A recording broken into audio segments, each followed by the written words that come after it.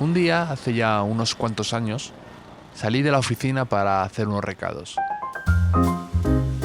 Era una tarde primaveral en Madrid, uno de esos días agradables con el cielo violeta, una pequeña brisa, cuando sientes en el aire esa fresca tersura y dulzura mórbida de la que hablaba Pla, que tiene los primeros días de primavera en Madrid, y en los que parece que no va a anochecer nunca.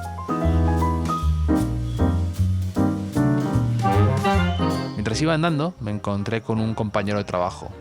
Estaba sentado en una terraza de un bar cercano al que solíamos ir los de la oficina. Estaba en mangas de camisa, con la corbata puesta todavía, aunque algo desaflojada, tomando tranquilamente una cerveza. No era el típico compañero con el que yo me llevara demasiado, ni bien ni mal. Nos saludábamos de forma educada por los pasillos y nos cruzábamos, pero nunca habíamos podido interactuar demasiado. Pero claro, en esas circunstancias te lo topas de frente y tienes que establecer una de esas conversaciones de ascensor. Así que le pregunté que qué tal todo y, por romper un poco el hielo, que qué iba a hacer en verano, que estaba, como quien dice, a la vuelta de la esquina. Y el tipo, muy serio, me contestó: voy a subir el Kilimanjaro. Claro, no es una respuesta que habitualmente uno esperaría. No es: me voy a alquilar con unos amigos un piso en Torrevieja. No, es otra cosa. Así que me mostré un poco interesado. ¿Haces alpinismo o montañismo? ¿Te gusta? ¿Eres habitual de estos planes? ¿Los sueles hacer? ¿Has entrenado mucho? ¿Cómo va? Me dijo, no. Es que me han dicho que es algo que valoran mucho en las entrevistas para hacer un MBA o un máster en las universidades. Claro, me dejó muy descolocado.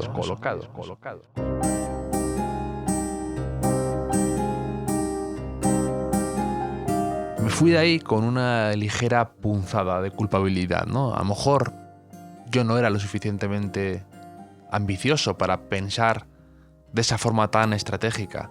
A lo mejor yo no estaba tomándome en serio mi carrera o mi futuro, porque jamás se me habría ocurrido hacer algo de esa forma tan premeditada para gustar a alguien, a una universidad o en una potencial entrevista para un potencial máster o lo que sea.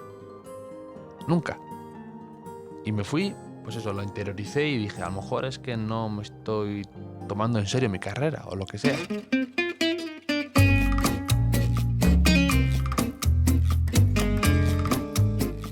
Luego, cuando he visto estas fotos que se han hecho virales de colas de excursionistas esperando para acceder a la cima del Everest, he pensado que a lo mejor había gente preparándose para una entrevista de cara a un MBA o un máster. El Kilimanjaro ya no les vale y ahora te exigen 8.000 metros por lo menos. Como todo, la nota de corte va subiendo. Pero es que me hace pensar ese tipo de cosas, ¿no? A veces como hacemos todo por la validez de los demás, por gustar a los demás y no tanto por tu propio y genuino interés.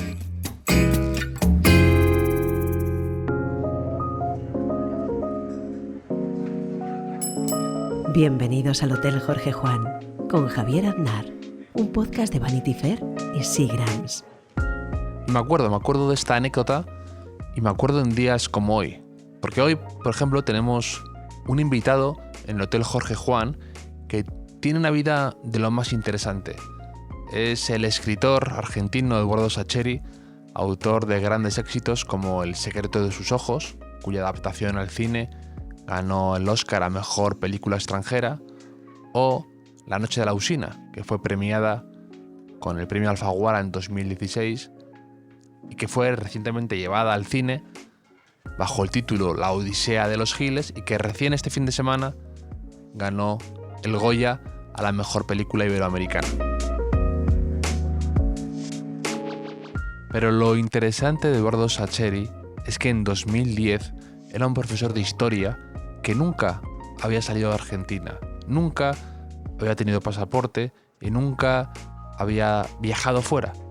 Y de repente publica El secreto de sus ojos, es un éxito, viene a España por los Goya, por primera vez saliendo de su país, de ahí a Hollywood, gana el Oscar, más novelas, traducciones a muchos idiomas, el premio Alfaguara, hasta este fin de semana que ganó el Goya por la adaptación al cine de su última novela.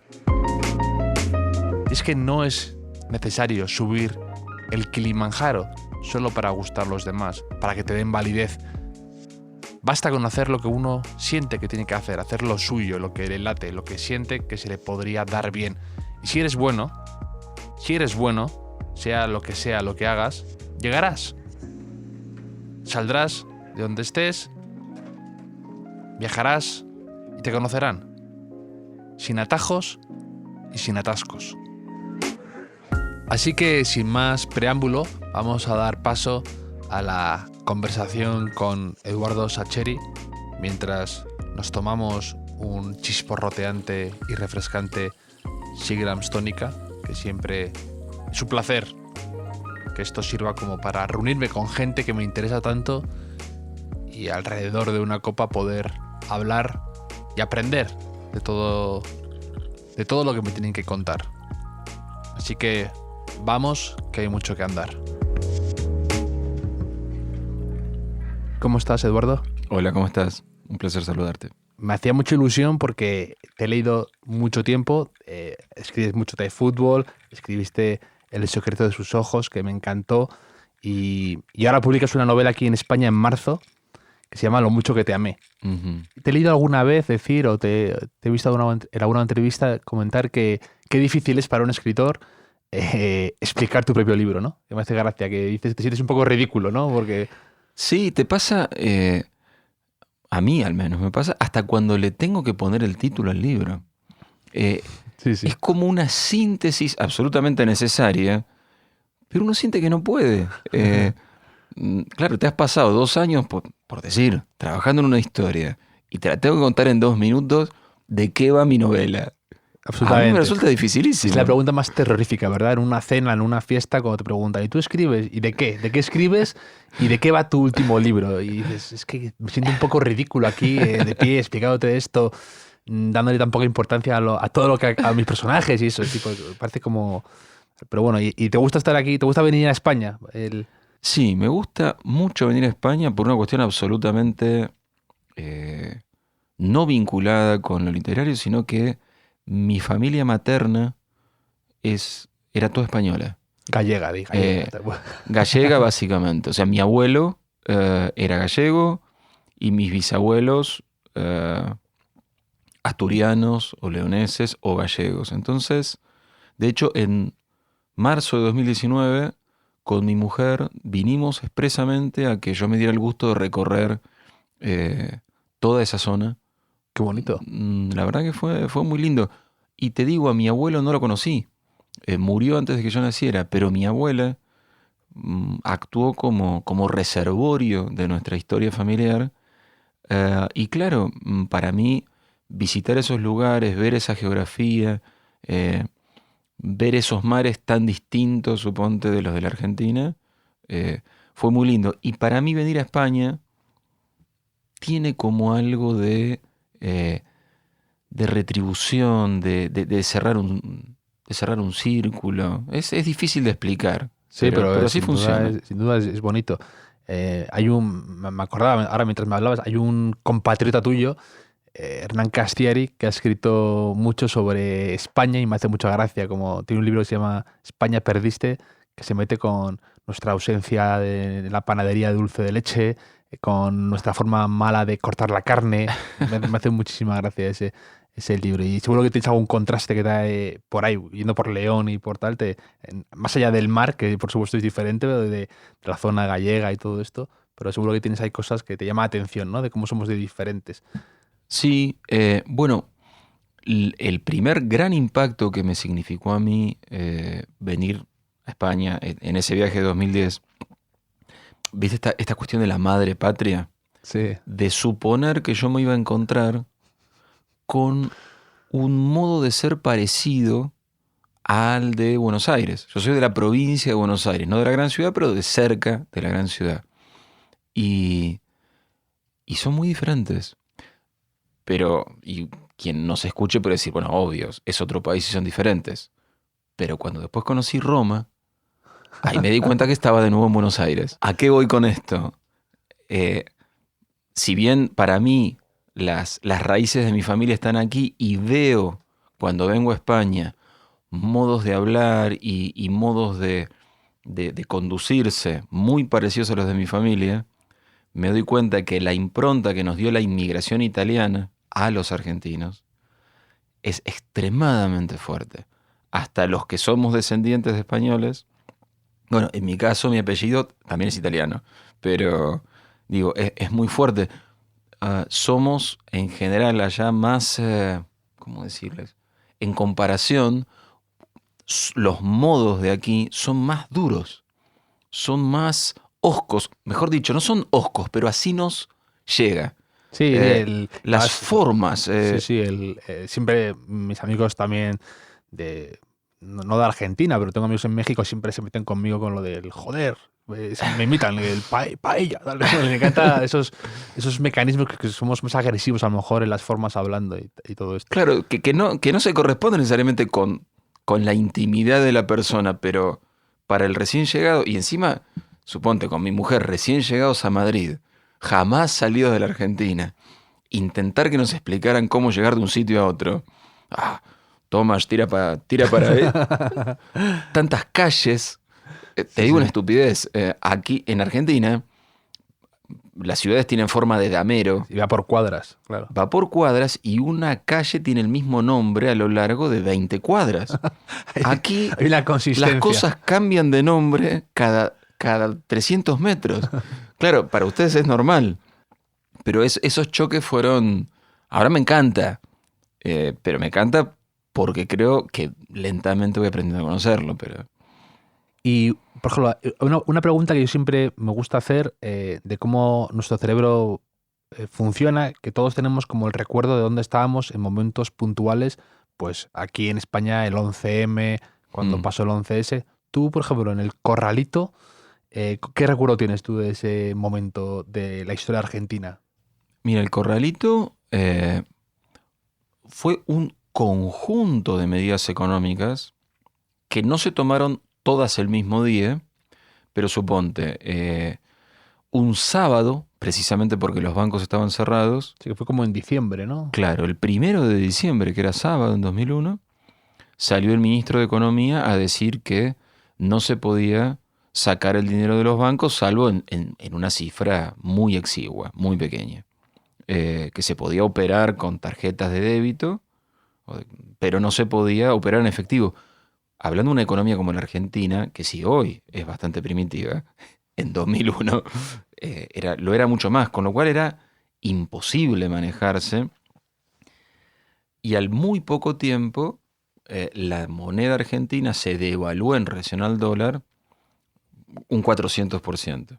Entonces el dinero que tú tenías en el banco, aunque supuestamente eran dólares, el nuevo gobierno porque tuvo que renunciar el presidente y fue reemplazado. Sí, hubo como 3 o 4 seguidos, ¿no? En una semana fueron 5, el que quedó finalmente después de los 5, dijo, bueno, lo que les vamos a devolver son pesos, no dólares. Y esos pesos valen la cuarta parte que el mes pasado. Pero fíjate que te estoy hablando como de un proceso de más o menos un mes, donde cada día te levantabas pensando, bueno, ¿cómo empeorará todo hoy? Es la ley de porque Murphy, yo ¿no? pensé... Si algo puede ir mal... Claro, va a seguir profundizándose. Sí. Entonces casi uno quería volver al 1 de diciembre cuando el ministro de Economía de lo primero de esos 5 presidentes había dicho que no se podía sacar el dinero. Y uno decía, bueno, está bien. Sí. Déjenlo, pero que sigan siendo dólares. Sí. Bueno, y en mi caso, que era en ese tiempo profesor de historia full time en la universidad y en institutos, creo que dicen acá lo que llamamos en Argentina escuelas secundarias. Y encima yo tenía mis hijos muy pequeños, mi hijo mayor tenía 5 años y mi hija menor 1. Y recuerdo la desesperación de ese verano, para nosotros es el verano, diciembre, claro, de cómo voy a hacer para que estos chicos coman y se eduquen y puedan ir a un médico. O sea, era un... Y eso que yo no perdí mi trabajo, porque mi trabajo como profesor lo mantuve. Pero fueron años extremadamente duros y de enormes consecuencias culturales. En el sentido de este principio tan burgués, no lo digo de modo peyorativo, sino de, bueno, tú trabajas, ahorras, progresas, te mueves dentro de ciertas normas de civilización para que tus hijos luego, esta fe en el progreso, tan del siglo XIX, pero que de algún modo sigue constituyéndonos en Occidente, voló por el aire en Argentina. Y si ya éramos una sociedad muy de corto plazo, muy individualista, muy poco afecta al respeto de las normas, ese sálvese quien pueda de un sistema colapsando, 20 años después, creo que está definitivamente incorporado a nuestro modo de conducirnos. Qué interesante lo que comentas del impacto que tiene en la cultura, ¿no? Que en una crisis así que remueve todos los cimientos, sigues años después y casi una generación después ya, todavía te afecta en el día a día y en la cultura y cómo te... Yo creo que sí. Claro, no es algo que yo haya notado de inmediato. De inmediato uno estaba más atento a cómo salir del agujero financiero y económico que todo el mundo estaba padeciendo. Sí. Pero cuando lo empiezas a mirar a largo plazo, creo que lo que Argentina terminó de perder en esa crisis, cuando digo terminó es porque ya había tenido otras crisis anteriores que habían erosionado el concepto este de largo plazo y previsión, pero esa crisis terminó de demolerlo, me parece. Yo tengo el recuerdo de estar en el colegio con lo del corralito y luego tengo el recuerdo de pensar qué locura, fíjate, con la película de Nueve Reinas, que refleja muy bien ese final con Darín totalmente loco porque el del banco le dice que su dinero ya no vale de nada. Eso es... verlo así me impactó muchísimo. Tengo ese recuerdo de verlo en el cine y decir qué locura es esta, la verdad. Y bueno, Darín, ¿no? Que es un amigo tuyo, ¿no? Y que ha representado a muchos de tus personajes. Sí, de los protagonistas. Claro, como es Ricardo le tenemos que dar el protagónico. Pero, claro, protagonizó El secreto de sus ojos en su momento. Y en este caso de la Odisea de los Giles, no solo él la protagoniza junto con el chino, con su hijo, sí, sino que además son productores, lo cual estuvo lindo. Qué bueno. Te diría que los que armaron el asunto para que la hiciéramos la película fueron ellos. De hecho, en el primer año de circulación de la novela se me acercaron unos cuantos productores interesados en comprarme los derechos. Pero sucede que a mí me interesa mucho quién la va a dirigir. Y dependiendo de quién la va a dirigir, está o no la posibilidad de que el guión lo escribamos juntos. No solo el director o la directora tienen que aceptarlo, sino que yo tengo que sentir que... Una química, ¿no? Que haya química y que haya un modo de contar relativamente compatible. Porque hay gente que es súper valiosa en su manera de hacer cine, pero que no tiene nada que ver con cierta manera de narrar que a lo mejor es la mía. Entonces, claro, todos esos peros obstaculizaban la posibilidad de que lo hiciéramos. Y sobre fines de 2016, uno de los socios de Ricardo, en su pequeña y apenas iniciada productora, se encuentra conmigo para charlar de otro tema y me dice, los derechos de la noche de la usina ya los vendiste, ¿no? Digo, ¿no? Ah, porque me dijo fulano y mengano y o sea, había varios supuestos dueños. Le dije, no los vendí para nada. Le dije, por esto. Me dice, pero Ricardo pensó que sí. Entonces me dijo, espérame 2 semanas que lea la novela. Sí. Y después me llamó Ricardo y me dijo, ¿no los vendiste? Dale, hagámosla. Qué bueno. Entonces contactó a Sebastián Borenstein, un director muy bueno con el que él ya había trabajado, Por ejemplo, en Un cuento chino. Creo que aquí en España Sí, se vio bien esa película. Sí, la de cuento chino, la de la vaca. La de la vaca voladora. Exacto, exacto. Ya habían trabajado juntos y bueno, ahí fuimos adelante. Y es que además es importante porque creo que no puede haber algo más duro para un escritor que ver sentado en la butaca del cine, ver cómo destrozan tu película o cómo un personaje es representado por alguien, un actor que no ha entendido el personaje. Debe ser durísimo eso. Y entiendo que cuando trabajas con directores así, o con Campanella o con Darín, pues el riesgo, por supuesto, es mucho menor cuando no es algo que te parece gratificante, ¿no? Yo creo que es menor el riesgo, pero también lo que minimiza el riesgo es escribir juntos el guión.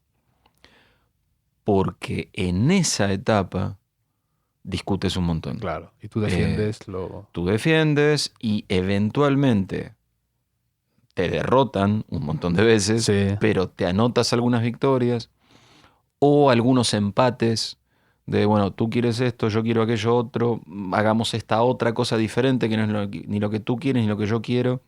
Y muchas veces es tranquilizador para el espectador, ¿no? Cuando yo veo que llevan una novela de Ian McEwan o de Nick Hornby, si veo que pone screenplay y veo el nombre del autor, digo, pues me parece que me anima a ir más. Yo creo que es importante. Por supuesto que depende de que se pueda llevar felizmente a cabo, porque también hay historias en el mundo de peleas atroces entre autor original y director, y precisamente por la imposibilidad de ponerse de acuerdo, pero me parece que para el lector es como tú dices, es tranquilizador, porque cuando uno ha leído un libro y va a ver la película al cine, uno no va con la misma actitud estética con la que va a una historia de la que ignora todo. Por supuesto. Uno va casi en plan de supervisor de planta. Exacto, exacto. Uno va como con una larga planilla de todo lo que a uno le gustó de ese libro. Digo, parte de la base que le gustó, pues por algo va a ver la película. Si no te gustó el libro, difícilmente va a ver la película. Y uno va como tildando, bueno, esto está bien. Sí, sí. Aquello otro, esta escena donde sucede tal cosa que a mí me gustó, ¿la representaron? Sí. ¿La representaron como me gustó? Sí. Pero claro, por la contraria, falta tal escena. O ese diálogo que me emocionó o que me hizo reír no está. Y hay que contar con eso. Sí, es muy complicado además contentar a todo el mundo, ¿no? Porque pasa ahora mucho, nos pasa a todos con las nuevas películas de Star Wars o con Marvel, que como es un poco nuestro todo ese universo ya, ahora cuando el director nuevo no creemos que represente fielmente tal personaje o tal historia, la gente se enfada muchísimo. Entonces, también hay que contar un poco la parte creativa del director o de tal. Entonces, claro, porque ese diálogo... también es verdad que si el director va a hacer una película, él tiene algo para contar. Claro, por supuesto. O sea, no es un mero medium Claro. de mis deseos y mis intereses como productor como escritor original. Entonces, yo creo que la gran dificultad la tenemos más el escritor que el director en este sentido. No estamos acostumbrados a trabajar en equipo. No, por la supuesto. literatura suele ser un ejercicio solitario, introspectivo, silencioso. Uno dialoga con uno mismo y gracias. Entonces esto que hablábamos al principio de nuestra conversación, de tener que contar nuestra novela en 2 minutos, tener que justificar, no me quites esta escena por este motivo, o no me cambies este diálogo por aquel otro, o cómo que quieres introducir esto otro. Que en el fondo es normal, porque por algo la va a dirigir. Porque es alguien que leyó el libro, se entusiasmó, ¿y que eso qué significa? Que se lo llevó a su propia vida. Es interesante ver, el director es un lector en acto y en evolución, porque no es que cerró el libro y se quedó con sus sensaciones, sino que va a producir algo, un megaproducto, porque es algo gigantesco una película. sonido, empezando por la propia escala de la imagen. Que Claro, me claro. parece- Es que cuando nosotros leemos, creo que a veces es un poco de dos dimensiones, ¿no? Cuando tú te ves tus escenas es algo como un cuadro, digamos, pero claro, luego hacer eso en 3D, digamos, es mucho más complicado y requiere un trabajo titánico.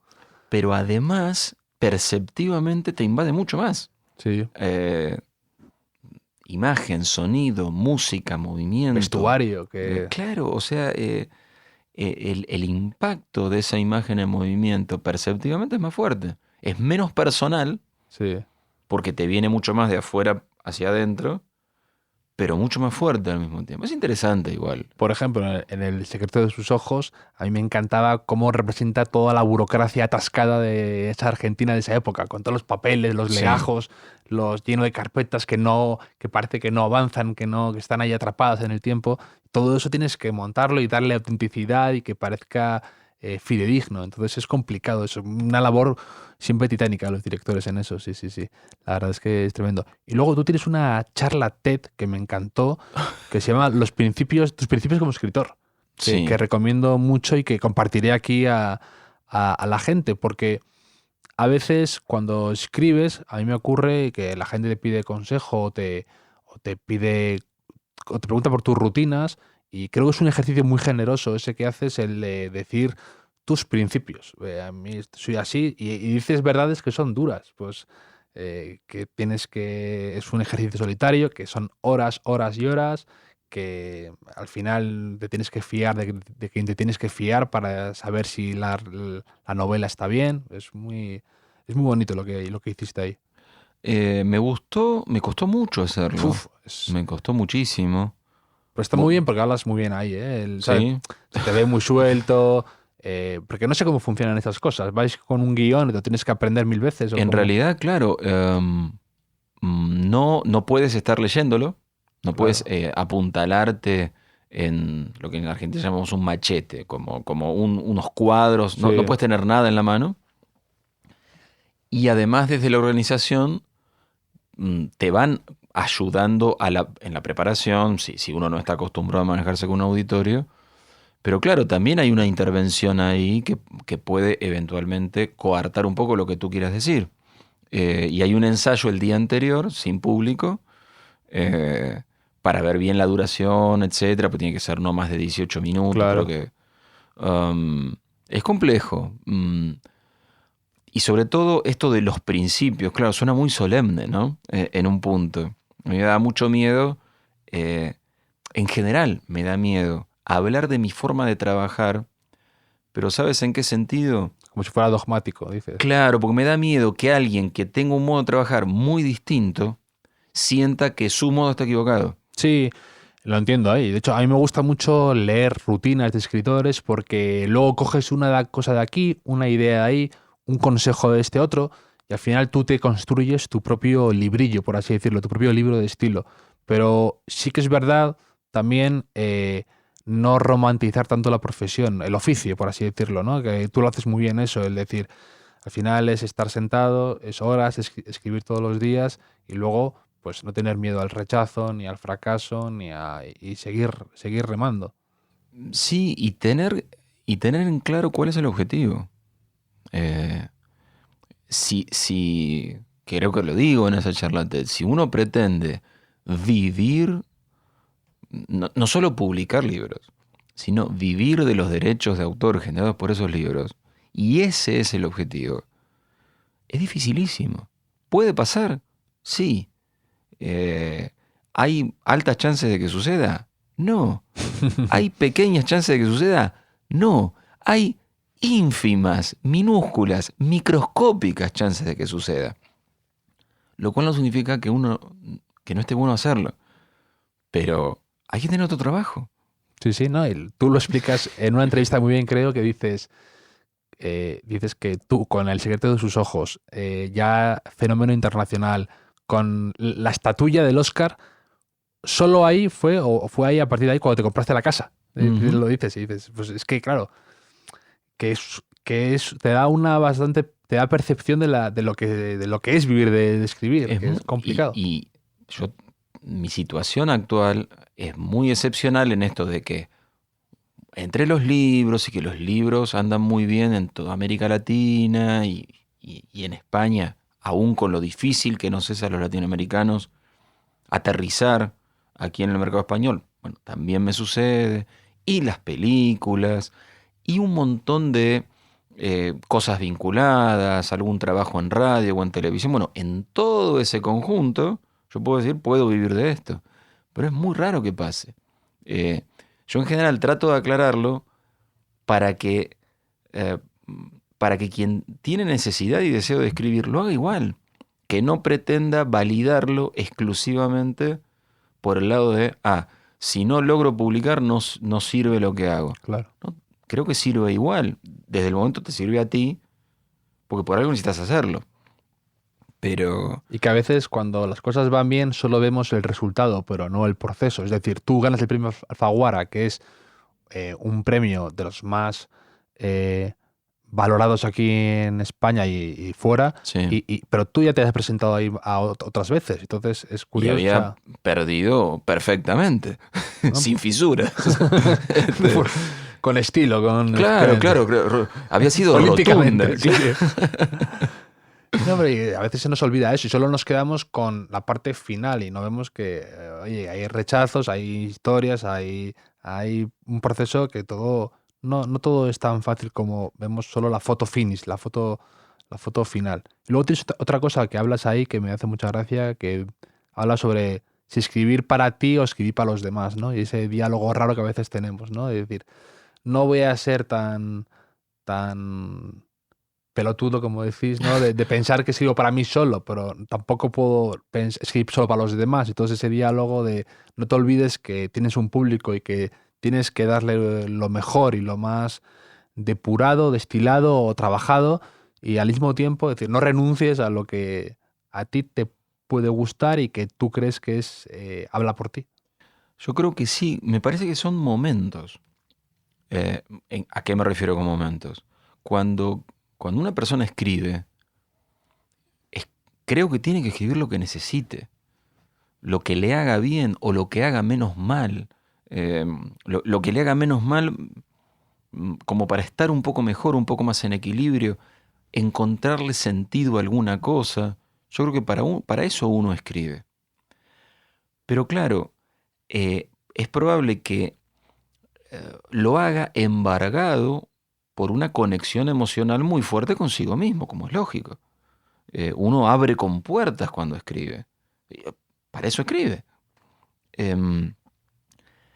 Pero a veces, sobre todo en gente que no tiene mucha experiencia, le tiende a parecer que con eso es suficiente para rozar, conmover, llegar a otra persona.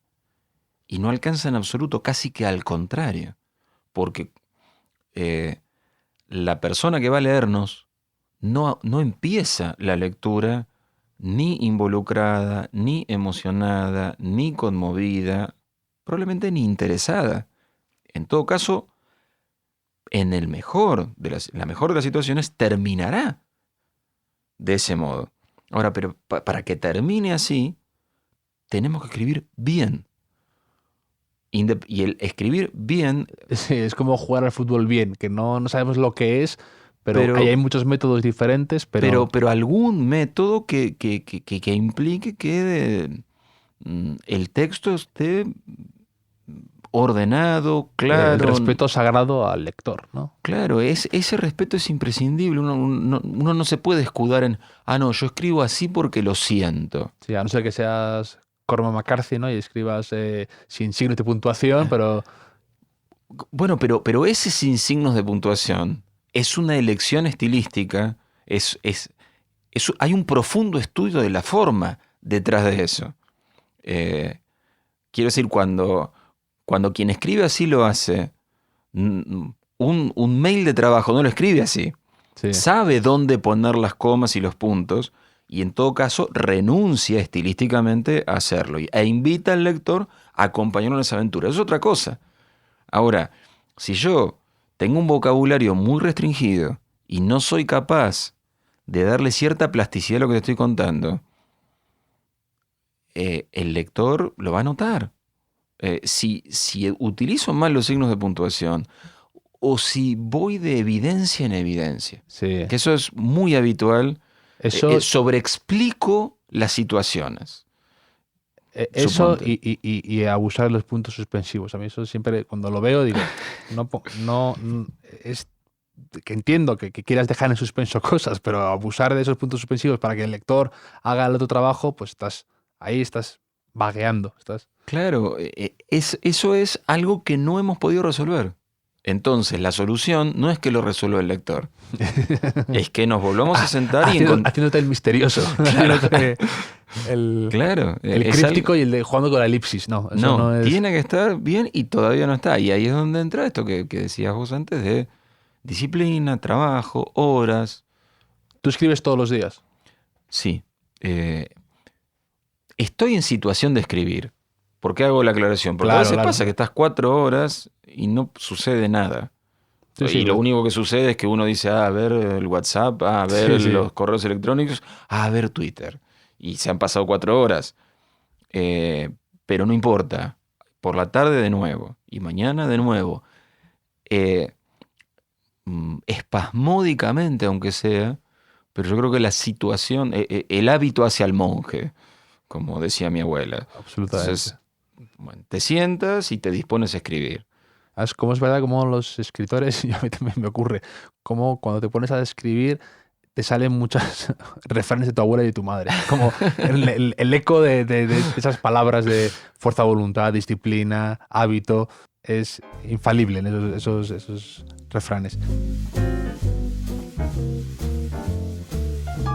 Un pequeño alto en el camino para cambiarnos las copas y servirnos un chisporroteante Seagram's tónica. También para recordaros que, como en el anterior episodio con Pedro García Cuartango, con Eduardo Sacheri también vamos a compartir una serie de notas que acompañarán al podcast para que podáis ver, comprar, leer y descubrir muchas de sus recomendaciones.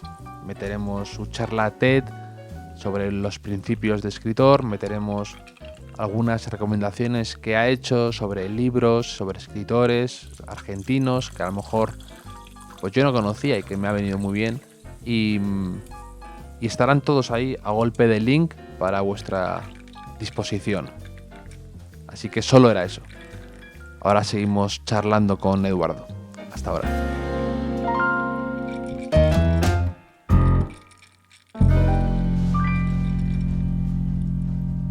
Te quería hacer, que es muy típico aquí en Vanity Fair, el cuestionario Proust. A ver cómo es llevadero, fácil, y me parece muy interesante hacerlo contigo, que a lo mejor aquí en España no todo el mundo te conoce tanto como en Argentina y tengo curiosidad por saber por dónde respiras. ¿Cómo no? A ver, bueno, vamos a intentarlo. Es fácil, ¿eh? No prometo ni sinceridad ni inteligencia. Sobre todo inteligencia. ¿No? ¿Cuál es tu idea de felicidad perfecta? No necesitar nada. Esos extraños momentos donde estás en la cima de tu deseo realizado. Que dura 2 minutos. ¿Pero qué 2 minutos? ¿Cuál es tu mayor miedo? O también intercambiable por algún trauma que tengas de pequeño. Bueno, el gran trauma de mi niñez es la muy temprana muerte de mi padre. Y mi gran miedo es estar vivo al momento que mueran mis hijos. Ya, eso siempre dicen que es el mayor terror, ¿no? Yo no tengo hijos, pero siempre es como el mayor terror recurrente en padres. Un rasgo que te desagrade de ti mismo.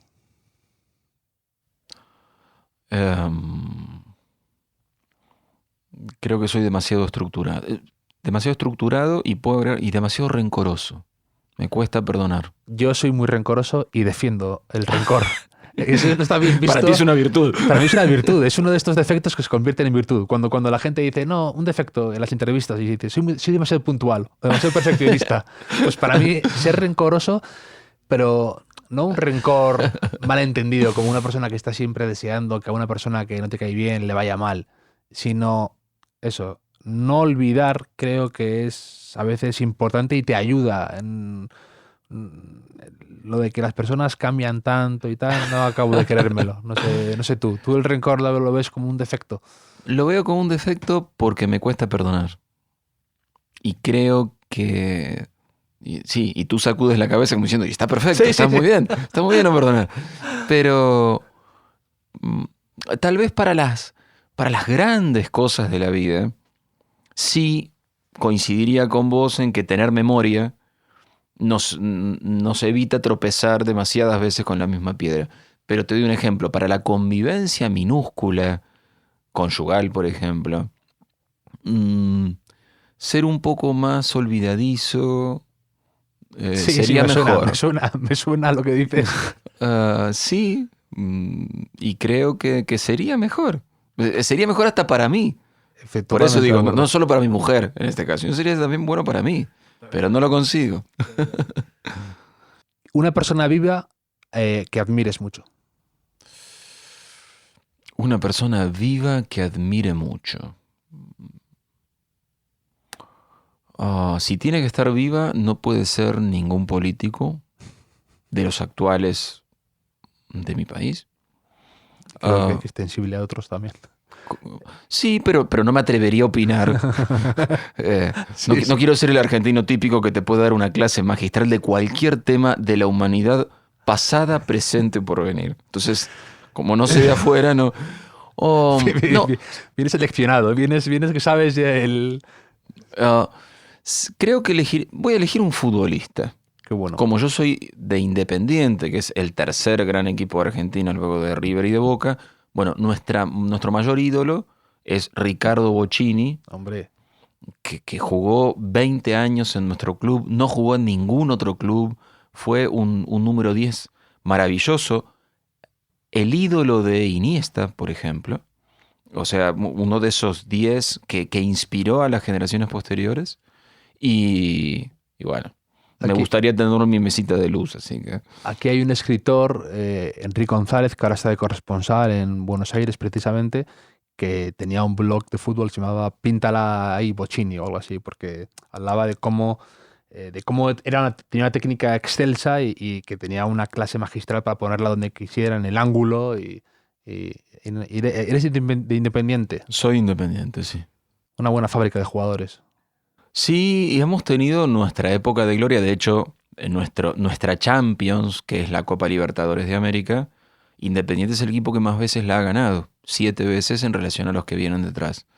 Pero claro, nuestra época de gloria hace como 25 años que no se repite. Entonces estamos ahí como una ancianita que abre el cofre de sus joyas y va empeñando las últimas. Y así estamos. Yo tenía una camiseta de Independiente de pequeño. En la época que me acuerdo que había un jugador que quería fichar el Madrid que se llamaba Panchito Guerrero. Sí, ¿por qué no lo habrán fichado? Pero hace Nos hubiera muchos venido años, muy bien ese dinero. Sí, me acuerdo 95 perfectamente. por ahí, que era la camiseta roja con unos cordones y aquí Hades o algo así. Hades, como el dios de la guerra. Sí. Mira cómo te acuerdas. Sí. El dios de los infiernos, claro, sí. Soy bastante futbolero y no, yo pensaba que eras de Racing por el secreto de sus ojos, de la academia. No, bueno, Racing es nuestro gran rival. Sí, por eso. Pero por una serie de cuestiones de guión, sí.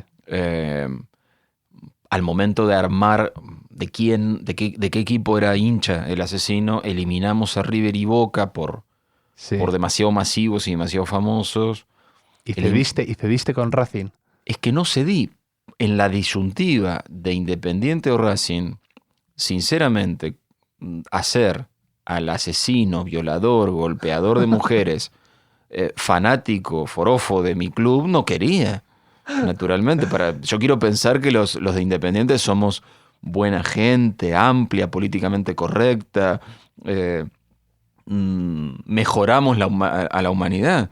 Entonces no te voy a hacer a semejante despreciable tipo como es ese Sí. hincha de mi club. No, Sí, de sí. ninguna manera, señor. Es que yo estaba trabajando, me acuerdo perfectamente, en mi primer trabajo de auditor en Prisa, que es aquí en España todo el conglomerado de medios, y me acuerdo que estaba yo de auditor externo y mi equipo de trabajo, que llevaban ahí como 5 años, que eran unos chicos que yo fui de junior y ellos llevaban toda la vida, se pasaban todo el día hablando como en El secreto de sus ojos, porque habían visto la película y estaban todos fascinados. Entonces a uno le llamaban Oleniak, a otro Expósito, a otro tal. Y estaban siempre igual, lo de como en la dice, hay que negarlo, Benjamín. Hay que negarlo, yo no sé, yo no estuve, yo no sé nada. Yo no entendía nada y fui ese fin de semana para integrarme, ver la película y salí fascinado. Y mis amigos me conocen por ser pesado con El secreto de sus ojos, por ponerla aquí, por regalar la novela, por hablar como ellos, por imitarles. O sea, es un buen recuerdo de esa. Tu mayor extravagancia. Oh, qué difícil eso. Mi mayor extravagancia. Te digo difícil porque creo que si hay algo que no soy es extravagante. Sí. Eh, Es el al espíritu de profesor, ¿no? Ese es el. Claro, y de no sobresalir en ninguna periferia, sino estar en el centro de la normalidad. Es casi obsesiva mi pretensión Sí, es un poco como de pasa ahora normalidad. con los programas de talent show, que hay tantos programas de talento en televisión que al final ser mediocre va a ser lo extraordinario. Claro, si hay más preguntas, déjamela pensar a ver si Sí, me ocurre totalmente. alguna. ¿Cuál consideras que es una virtud sobrevalorada? La ausencia de rencor, probablemente. Me querés convencer, ¿no? Querés llevarme a tu terreno, a ese infierno de rencorosos. Una virtud sobrevalorada. La sinceridad. Por eso decías antes que no vas a responder con sinceridad ni con inteligencia. Me parece bien. Coherente. ¿Qué cualidad te gusta mucho en un hombre? ¿En un hombre o en una mujer? Es que la siguiente es con una mujer, pero En un hombre. puede ser la misma. Sí, estoy tratando de ver si tengo alguna diferente por género, pero la lealtad es algo que yo valoro mucho. ¿Qué frases o palabra utilizas con muchísima frecuencia? Tu muletilla que te digan que es recurrente. ¿Qué país de mierda? Es demoledor y... Hablando del mío, aclaro. Y cuando hablo del país hablo de sociedad, no estoy hablando de nosotros, no estoy hablando de la de- tierra, ni de las montañas, ni del agua. ni de Racing. No. ¿Cuándo y dónde fuiste más feliz?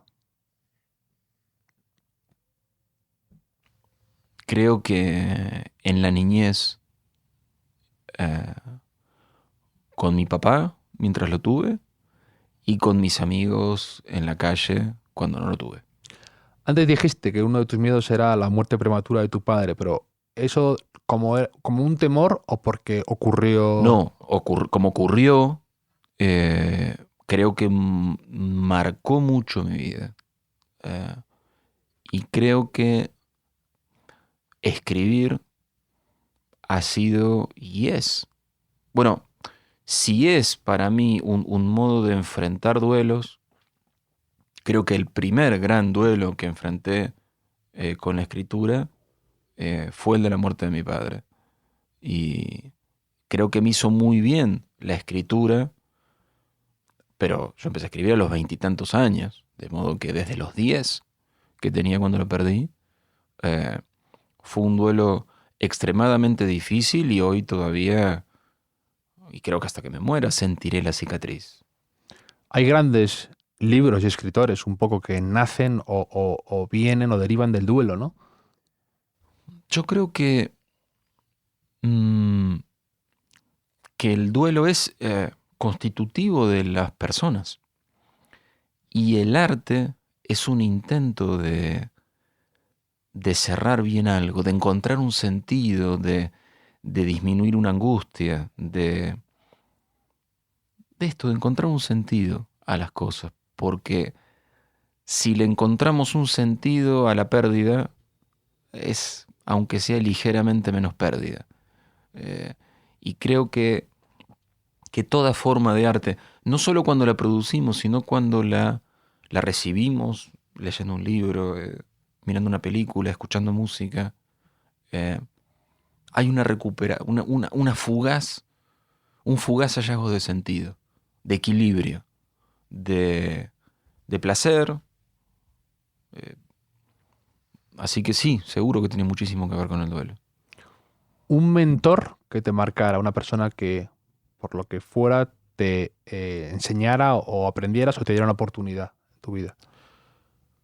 Bueno, si bien han sido muchas, hay un periodista deportivo en mi país que se llama Alejandro Apo, que en los años 90 tenía un programa de radio donde, en una radio muy importante de la Argentina, pero los sábados por la tarde era un horario muy, muy pobre de la radio, y él tenía un programa donde trataba de vincular el fútbol, que nos gusta tanto a los argentinos, con el cine, con la música, con la literatura, y leía cuentos de fútbol de Fontana Rosa. De Fontana Rosa, de Osvaldo Soriano, alguno de Benedetti, alguno de Horacio Quiroga. Bueno, allá en el Río de la Plata tenemos una tradición de cuentistas fuerte, también de cuentistas de fútbol.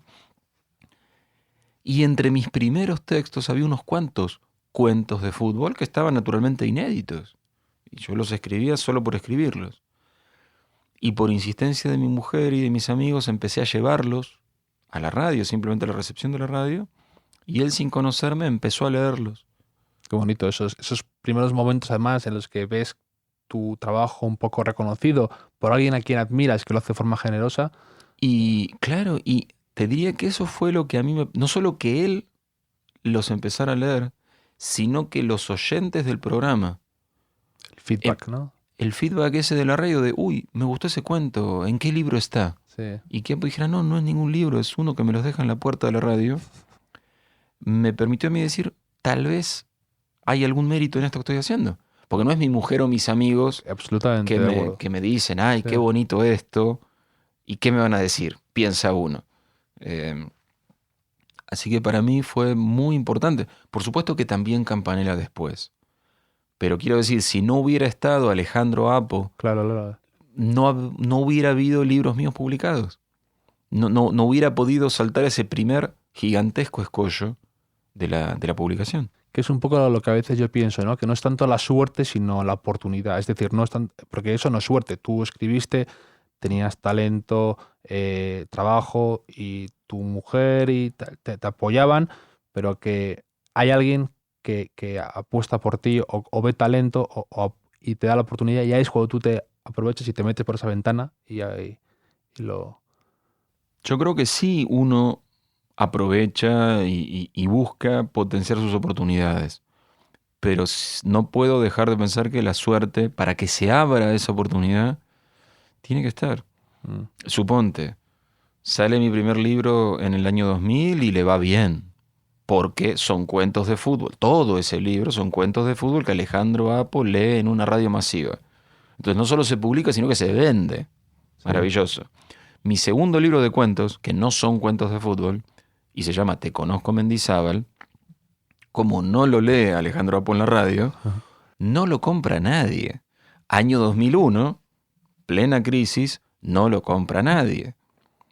Salvo un director de cine que vive a medias en Nueva York y a medias en Buenos Aires, es argentino, quiere volver a radicarse en la Argentina, y una manera de radicarse es leer autores locales. Sí.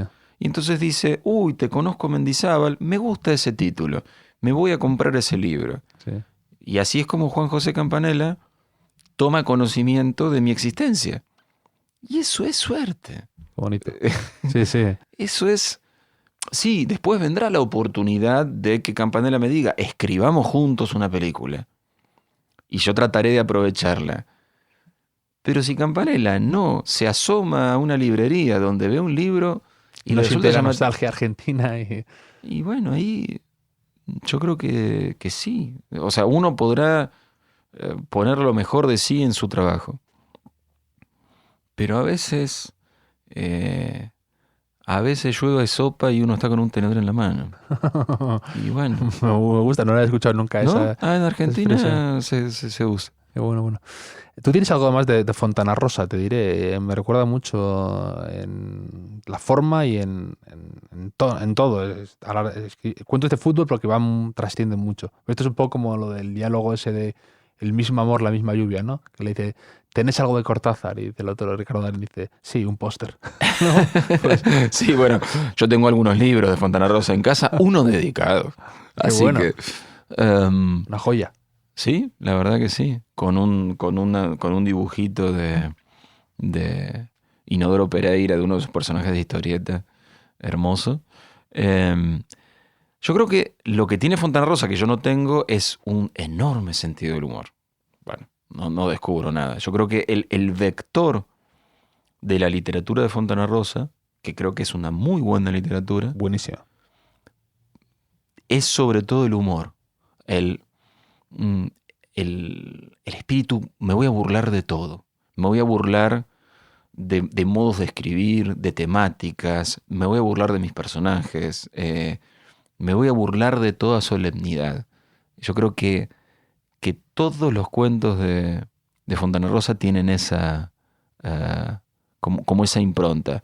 Yo a veces me permito un poco de humor, pero no me da el talento para construir algo absolutamente humorístico. Como mucho en una historia X, habrá un momento en que los personajes se permitan una humorada, pero hasta ahí me da mi creatividad. Uno de mis favoritos suyos es un cuento, no recuerdo cómo se llamaba, que era una serie de chicos que van a jugar un partido de fútbol de estos, una pachanga, como decimos aquí, un partido entre amigos, y la conversación que hay hasta que empieza el partido, ¿no? Como el que llega tarde, el otro, los diálogos que tienen, el que viene y se le olvida el balón, no sé qué, eso me encantaba, porque muchísimo humor y luego qué bien para los tópicos y los personajes que vienen definidos, el que llega tarde, el no sé qué, el mandón, el otro.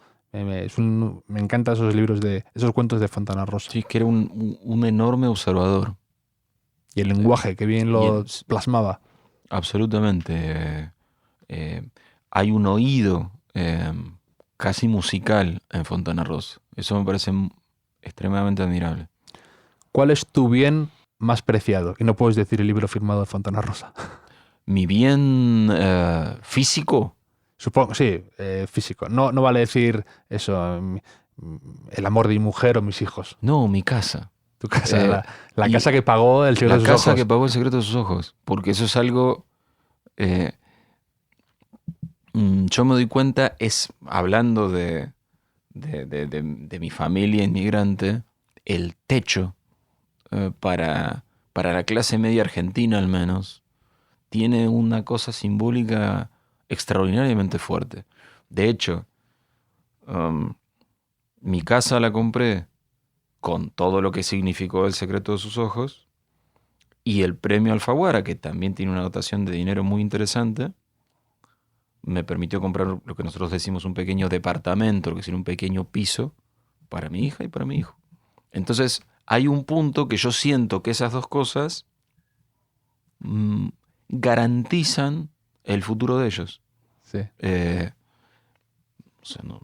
Es bonito, es bonito. En España, por ejemplo, con los toreros, el torero bueno que usa la mano izquierda, la llaman la mano del cortijo, porque es la que te paga el cortijo, la finca, la casa grande. Pues esto es igual. Tú con el secreto de tus ojos igual te juegas un poco el pellejo, exponiéndote y saliendo y llevando la película al cine y todo esto. Y luego es la que te ha pagado la casa. Yo creo que sí, y te diría que en todos estos años de carrera, desde salir de la Argentina y venir a España cuando los Goya y al mes siguiente irme a Hollywood para los Oscars y empezar a tener reportajes y a enfrentar periodistas, y cada vez que siento temor o decir, uy, esto me da vergüenza o me da pudor, el razonamiento siempre fue, bueno, pues esto es trabajo para mis hijos. Por eso te digo que es como... Pero no es algo mío, ¿eh? Es algo muy de la cultura en la que me crié. ¿Tus escritores favoritos? Es pregunta siempre que complicada, pero Sí, pero algunos.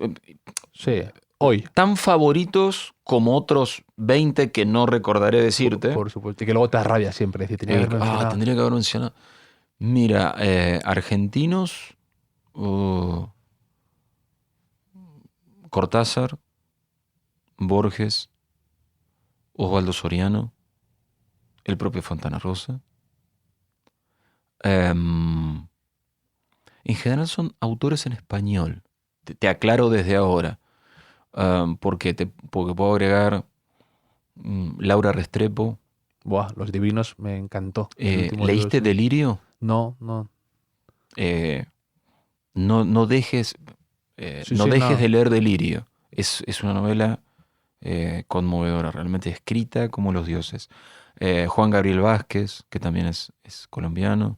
Vargas Llosa. Pérez Reverte, me gusta muchísimo Pérez Reverte. Bueno, ya te nombré casi como Sí. unos cuantos y te debo, pero... Tengo un amigo que me dice que dice, me pasa con Borges como con el jazz y la ópera, que quiero que me guste pero no consigo que ocurra. Tú de Borges, a este amigo que le regalaré algún libro, ¿tú cuál recomendarías? Decir, mira, este es el libro que te tiene que gustar. Y si no te gusta este, Mira, a mí lo que más me gusta de Borges, más que el ensayo y más que la poesía, son sus cuentos. Cualquiera de sus cuentos, siempre y cuando uno sea capaz de saltearse esa parte en la que Borges juega con la inseguridad del lector en cuanto a sus propios conocimientos. Borges puede burlarse del lector tirándole por delante un montón de conocimientos verdaderos o falsos. Entonces, si uno no sabe si está siendo engañado o si nos están tratando de ignorantes. No importa. Si uno se topa con un cuento así, pero si uno se topa, por ejemplo, con El cautivo, que es un cuento de 15 líneas, ambientado en el siglo XIX de la Pampa Argentina, en esa zona de frontera entre indígenas y blancos, y es un cuento de 15 líneas, uno puede decir, es impactante la capacidad de síntesis de este hombre. Y después seguir buscando. La espera, por nombrarte otro cuento, es un cuento magnífico en cuanto a la teoría del cuento clásico de final inesperado. Bueno, ¿querés un final inesperado de una oración? Ahí tenés un final inesperado. más inesperado que El secreto de sus ojos, que el final. Mucho mejor logrado, al menos desde el lenguaje, porque con una sola oración Lo voy a leer. Sin duda. lee la espera. Sin duda me voy a poner con ello. Hay un cuento de, antes he mencionado Cortázar, que probablemente sea el que más miedo me ha dado. No sé por qué, un miedo cerval de estos, un miedo como que no sabrías explicar bien por qué, que es el de la casa tomada. Uh-huh. Ese cuento me produjo auténtico escalofrío. No sé. Sí, es ominosa la atmósfera del cuento. Y tiene un gran final también. Absolutamente. No son grandes autores. Pero, y si tu amigo, después de esto que hablamos, resulta que Borges no, pues Borges no. Ya, eso lo decía el propio Borges. Eso lo decía sobre el Quijote. Decía, si el Quijote no es para ti o quien sea, era un gran defensor de dejar libros a medias. Sí, y hay autores a los que hay que dejar completos. No porque sean malos, ni porque uno sea un mal lector. Si no es para ti. No es para ti. ¿A ti te ha pasado alguna vez con algún autor que dices, esto me tiene que gustar y no consigo conectar? Me pasó con el Ulises de Joyce. Sí, eso es gran... Lo intenté. Bueno, listo, no es para mí. Sí. Me pasó con La montaña mágica de Thomas Mann. También. Tampoco es para mí. ¿Qué va a ser? Digamos, pretender que un autor te guste sí o sí es como pretender que una mujer o un hombre te tenga que gustar porque sí. Y si no te gusta, no te gustan. o que te gusten, o obligarte a que te gusten las mujeres, u obligarte a que te gusten los hombres, para ir más a algo global. Sí, Pues si no te gustan, no te gustan. ya está. Eh, Siguiente, ¿no? Siguiente asunto. Efectivamente. Un gran pesar tuyo. Algo que te... Envejecer. Pues, ¿tienes cuántos? 52. Hombre, muy bien llevados, te diré. O sea, yo- Eh, bueno, porque sigo empeñado en no envejecer, pero no lo consigo. ¿Haces deporte o no? Como me gusta mucho jugar al fútbol, muchísimo, hago deporte, salgo a correr y voy al gimnasio Para jugar bien al solo fútbol. para jugar al fútbol sin destrozarme las articulaciones. Pero se nota. Se nota cuando juegas con uno de 20. Sí, la 20 rapidez años. esa... Es una y hay dos cosas. Uno, la rapidez y otra, la solidez.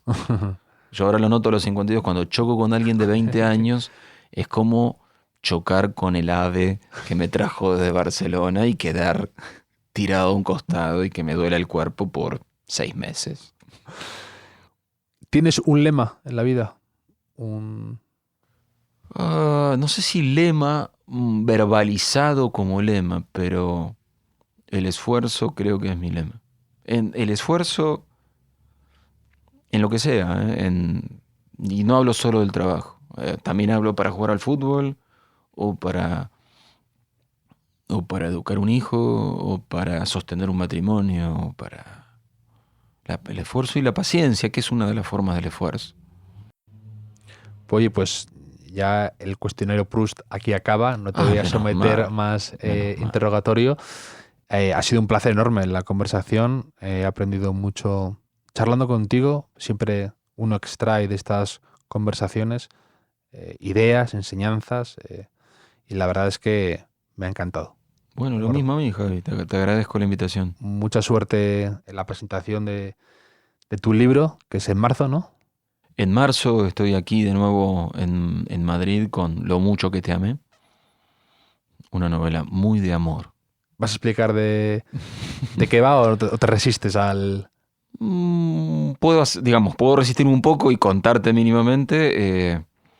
Es una historia, como te digo, muy de amor, ambientada en la década de 1950 y 1960 en Argentina, en Buenos Aires. Y está protagonizada por una chica joven, por una familia. Sí, Cuando digo una familia, porque es una época y un ambiente en el que la familia tiene un peso muy grande en sus integrantes y la mirada de la familia es muy importante para sus miembros. Entonces, Ofelia es una chica joven que enfrenta en principio una vida esperable para su generación. Estudia, está comprometida, se va a casar, va a formar su propia familia, va a vivir cerca de donde viven sus padres, verá crecer a sus hijos. ¿Y qué pasa si, además de hacer todo eso, un día te enamoras de otro miembro de la familia? Y digo también, porque digo, no estás dispuesta a destrozar tu vida y abandonarlo todo por esto que te pasa. ¿Qué sucede si tampoco estás dispuesta a renunciar y a clausurar absolutamente ese mundo? Bueno, de eso va Lo mucho que te amé. yo la he leído, he tenido el privilegio por los amigos de Alfaguara de leer Las Galeradas y te diré que es emocionante y sí que es verdad que representa muy bien esa encrucijada de sentimientos que todos hemos tenido alguna vez en la vida y creo que, y te lo he dicho antes fuera mío, que tú manejas muy bien esos momentos de toma de decisiones delicadas y el libro es, muy, muy, muy bonito y muy fácil de leer, o sea, te atrapa. Bueno, gracias. Gracias. Ojalá que muchísimos españoles piensen lo mismo que vos, cosa de que yo pueda cumplir finalmente este deseo de instalar definitivamente mis libros en España. Seguro que ocurre. Pues oye, mil gracias, Eduardo, ¿vale? A ti, gracias a ti.